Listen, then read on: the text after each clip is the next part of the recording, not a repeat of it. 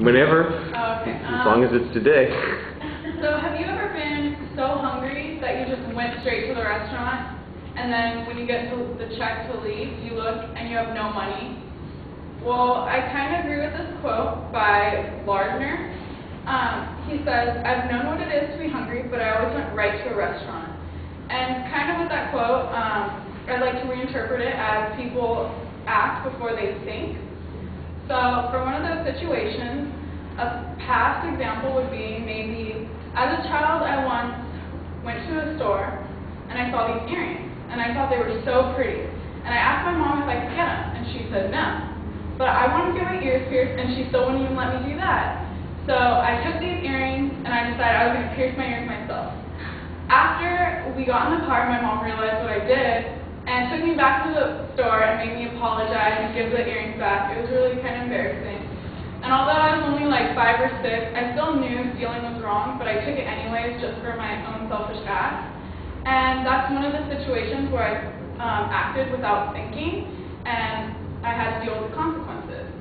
A present example would be, usually you see on the news all the time, drunk drivers. They get in an accident and usually kill somebody or kill themselves. And with that, people just get in the car, they think, oh, I'm okay, I've only had a couple drinks, but really the alcohol is talking for you. You don't know how much you've had.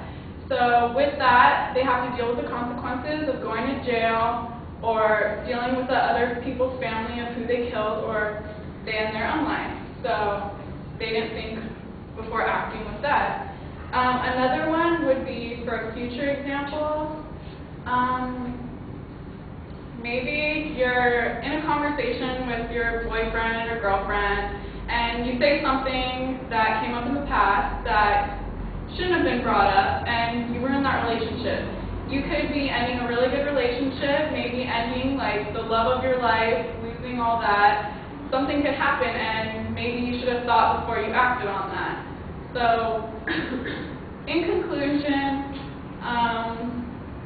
you should really think before you act, so you won't have to deal with consequences later.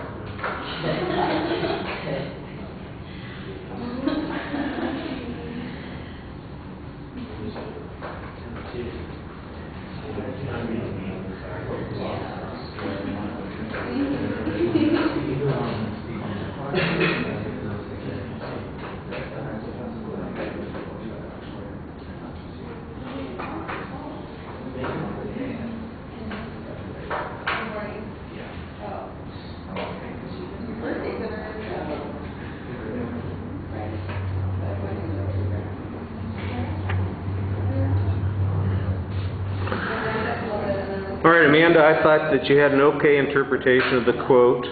You've got a reasonable point of view on the subject that you're going to talk about. There's no real setup. Of course, as you're speaking, I do get the idea that there's a past, present, and future. As you're speaking, I do get the feeling there is a past, present, and future sort of structure to what you're talking about. I thought you had good examples on a couple of the points. The one that you started with is the one that you get the most out of, because you're telling that personal story and how you felt and remembered the events, and it gives it a lot more value, I think, than the other ones. The third one really is so hypothetical and vague that I don't think it gets you very much in the speech. On the presentation, your voice projects nicely. You've got good energy while you're speaking. You're playing with the quote a little bit too much while you're giving your presentation.